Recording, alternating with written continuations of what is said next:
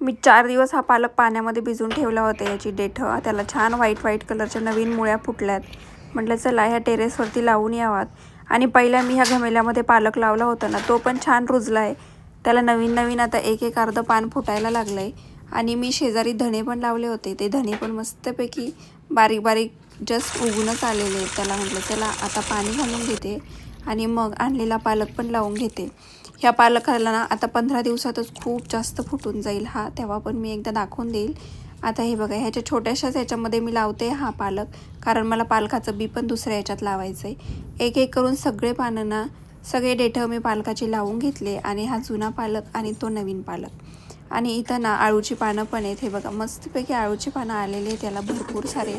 खाली आल्यावरती मग आम्ही ना एअर फ्रायरमध्ये कपकेक बनवला. आणि कपकेक खाण्यासाठी आमचा हा चोर असा इथं उभाच आहे. आणि माझ्याकडे क्रीम पण उरलेली होती, ती क्रीम पण वरती लावून दिली.